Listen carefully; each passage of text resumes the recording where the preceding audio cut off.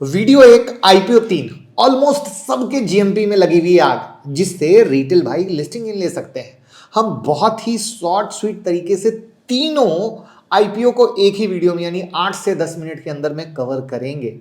कैसा लगता है नया एनालिसिस बताइएगा, जिससे आप डिसीजन लेके पैसा कमा सके। और मेरी नज़र में नंबर 1, नंबर 2, नंबर 3 कौन है ये भी बताऊंगा। ये सारे आईपीओ ओपन हुए हैं 18 दिसंबर को, 20 को बंद हो जाएंगे, आज है 19, यानी आज की वीडियो देखने के बाद आप कल अप्लाई कर सकते हैं। तो आईपीओ का नाम है मुथूट माइक्रो फाइनेंस, सूरज स्टेट डेवलपर्स, मोती सन्स ज्वेलर्स। तो ये तीन आईपीओ में से किस आईपीओ में आप अप्लाई करेंगे कमेंट में बताइएगा। तो वीडियो के लास्ट में 2 सीक्रेट बताऊंगा, जिनको जानकर आप खुद जान पाएंगे कहाँ लगने वाली है आग और कहाँ बनेगा पैसा। तो लास्ट वाली बात बिल्कुल मत मिस कीजिएगा। बाकी एसएमए की भी बहुत सारी आईपीओ आती है, तो सब पढ़ने के लिए हिंदी या इंग्लिश में आप हमारी वेबसाइट पर जा सकते हैं, लिंक डिस्क्रिप्शन में है। और सारे अपडेट के लिए भी टेलीग्राम और व्हाट्सएप चैनल से जुड़ सकते हैं, लिंक डिस्क्रिप्शन में। साथ में क्रिसमस महाधमाका offer, discount offer first 50 student के लिए 9708094321 पे कॉल कीजिए। कैश फ्यूचर ऑप्शन सब कुछ बिंदास सीखेंगे और इंटरडे स्विंग पोजिशनल सब कर सकेंगे। जिस तरीके से मैं स्टॉक सेलेक्ट कर रहा हूँ, यूट्यूब कम्युनिटी में जो लर्निंग दे रहा हूँ, बिल्कुल उसी तरीके से आप भी बिंदास करेंगे। और ये जो गोल्डन मौका है, हाथ से जाने मत दीजिए, क्योंकि सीखेंगे तभी कमाएंगे। तो नंबर 3 पर है सूरज स्टेट डेवलपर्स। कंपनी इंगेज है रियल एस्टेट बिजनेस में, जहां पर रेसिडेंशियल और कमर्शियल सेक्टर को साउथ सेंट्रल मुंबई रीजन में हैंडल कर रही है। अब ये इंपॉर्टेंट लाइन है, क्यों बताऊंगा।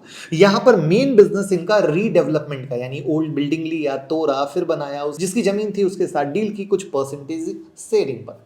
100% डिपेंडेंट है थर्ड पार्टी कॉन्ट्रैक्टर पर कंस्ट्रक्शन सर्विस के लिए, जो इनका प्रोजेक्ट है। लास्ट 3 साल का फाइनेंशियल आपके सामने दिख रहा है, जो अच्छा है। रियल एस्टेट में बुल रन का भी फायदा होते हुए इनको दिख रहा है, जो आपके सामने है। आईपीओ का सिर्फ फ्रेश इशू है, ये मुझे एक अच्छी बात लग रही है, वरना सब तो भैया ऑफर फॉर सेल आते हैं, यानी पैसा कंपनी के पास जाएगा, लोन चुकाएंगे, वर्किंग कैपिटल मिलेगा। यहां पर पीयर कंपैरिजन भी आपके सामने दिख रहा है, जो बता रहा है कि वैल्यूएशन ओके है। यहां पर थोड़ा सा ये रीडेवलपमेंट पर ज्यादा काम करते हैं, इसलिए दूसरों से अलग नजरिया रखना जरूरी है। और इनका पी 35x है। अच्छी बातें बहुत हो गई, निगेटिव बातें भी। अगर इनका बिजनेस देखें तो सिर्फ मुंबई सेंट्रल में है, यानी बाहर काम कैसे करेंगे, कब करेंगे, सक्सेस हो पाएंगे, नहीं हो पाएंगे, कोई पता नहीं है। बिग प्लेयर ऑलरेडी मार्केट में है, तो ये एक सबसे बड़ा क्वेश्चन मार्क है। और जो पैसा आएगा लोन चुकाने में मोटा मोटा चला जाएगा, कैश फ्लो निगेटिव है। तो इन सब चीज़ों को कैसे हैंडल करेंगे, ये लॉन्ग टर्म में बहुत बड़ा सवाल रहेगा। तो हमेशा आईपीओ में 2 बातें आती होती, एक होती है लिस्टिंग गेन, एक होता है लॉन्ग टर्म। इसको कभी भूलिएगा मत।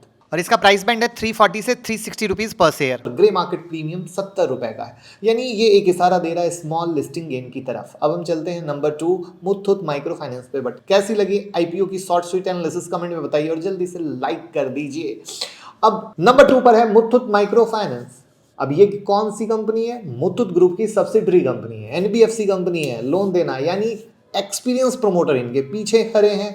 जो इनका ग्रोथ का ट्रैक रिकॉर्ड है वो बहुत अच्छा है। माइक्रो फाइनेंस लोन दे रहे हैं गांव में लेडीज को, उनके ग्रोथ के लिए, बिजनेस के लिए। कंपनी होल्ड करती है लार्जेस्ट मार्केट शेयर केरल में, और बहुत ही इंपॉर्टेंट प्लेयर है तमिलनाडु में। आईपीओ का साइज 960 करोड़ का है, जिसमें से फ्रेश इशू 760 करोड़ का और ओएफएस 200 करोड़ का है। अगेन ऑफर फॉर सेल यहां पर भी कम दिख रहा है। फाइनेंशियल जो आपके सामने स्क्रीन पर दिख रहा है, साल दर साल जो पिछले 3 साल का है, अच्छा दिख रहा है। बहुत अच्छे तरीके से मेंटेन करके कंपनी चल रही है। इनके प्राइस बैंड को साल और 3 साल के आधार पर देखते हैं तो पी 25x से 40x का है, जो डेफिनेटली एक अट्रैक्टिव है, यानी वैल्यूएशन सही दिख रहे हैं। पीयर आपके सामने आपके स्क्रीन पर दिख रहा है, जहां पर कहीं ना कहीं ये कंपनी अच्छी दिखती है। अगर हम पॉजिटिव निगेटिव पे आते हैं तो market leader, already diversified product है, टेक्नोलॉजी बेस्ड काम कर रहे हैं। आजकल टेक्नोलॉजी का जमाना है, जहां टेक्नोलॉजी आता है रेवेन्यू बढ़ जाता है। निगेटिव अगर आए तो जिनको लोन दे रहे हैं वो ऐसे लोग हैं जहां पर कुछ भी बैड इंपैक्ट होता है, उनकी इनकम पर किसी भी तरह से बैड इंपैक्ट होता है, तो लोन देना मुश्किल हो जाता है। और ऐसा कंडीशन स्मॉल लोन सेगमेंट में ऑलवेज होता है, ये मत भूलिएगा। और निगेटिव कैश फ्लो है। इनका प्राइस बैंड 277 से 291 का है, और जीएमपी आपका 85 रुपए का है, यानी अगेन एक ठीक ठाक लिस्टिंग गेन आपको मिलने का उम्मीद है। अब नंबर 1 पे आते हैं, मोती सन्स ज्वेलर्स आईपीओ पे। ये एक पेनी स्टॉक की तरह है, क्योंकि प्राइस बैंड है 52 से 55 रुपए। इसमें ऑफर फॉर सेल नहीं है, अगेन ये अच्छी बात है। यहाँ पर जयपुर स्थित छाबरा फैमिली के मालिकाना हक वाली ज्वेलरी रिटेल कंपनी ये है। आईपीओ से मिलने वाले फंड का इस्तेमाल कर्ज चुकाने और वर्किंग कैपिटल के लिए किया जाएगा। मोतीसन ज्वेलर्स ने 1997 में जयपुर में एक शोरूम के साथ ज्वेलरी बिजनेस शुरू किया था। अभी इनके 4 शोरूम हैं, यानी भैया बहती गंगा में हाथ धोकर पैसा रेज करने वाली कहानी है। फाइनेंशियल देख लें तो अच्छा दिख रहा है, आपके स्क्रीन पर है। और एज पर वैल्यूएशन देख लें तो पीयर से कंपैरिजन करेंगे तो वो भी ठीक है, बट कहीं ना कहीं मुझे पर्सनली लगता है पीयर से कंपैरिजन करना उतना उचित नहीं आ पा रहा है। पूछोगे क्यों? वही है कहानी आगे। कंपनी का जो है ना डिपेंडेंसी थर्ड पार्टी पर है, जो इनके प्रोडक्ट आ रहे हैं उससे थर्ड पार्टी पर है। और गिनती के 4 शोरूम हैं। बहती गंगा में हाथ धोने वाली बात है। प्रमोटर इन्वॉल्व है past proceeding related to betting in IPL, cricket match के आईपीएल के बेटिंग में इन्वॉल्व की कहानी है।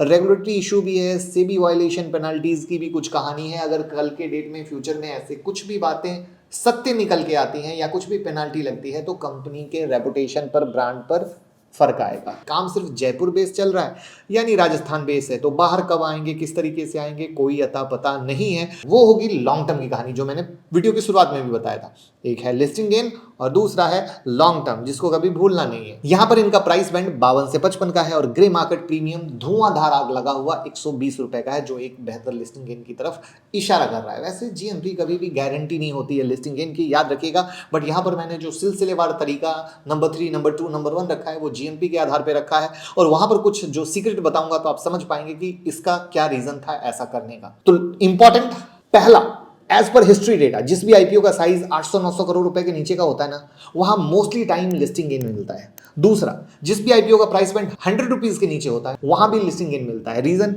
Small price band always retail भाई को अट्रैक्ट करते हैं और 90% डेटा ये करेक्ट रहता है। और यही कहानी कुछ हो रही है यहाँ पर आए हुए आईपीओ के साथ में, जिसके आधार पर चाहे ग्रे मार्केट प्रीमियम हो, चाहे वहां पर लिटिगेशन हो, किसी बात की परवाह नहीं है। तो आपको भी एक सतर्कता बरतनी चाहिए। बस जो मिले अपना, बाकी सब सपना, यानी लिस्टिंग गेन लीजिए और भूल जाइए, एंजॉय कीजिए। यही होती है सीधी सादी कहानी। बट रिटेल भाई ये नहीं समझ पाते हैं और यही हमारी कोशिश है आपको समझाने की। तो कैसी लगी एनालिसिस बताइए और लोगों के साथ शेयर कर दीजिए, जिससे सब सीखें, सब कमाएं।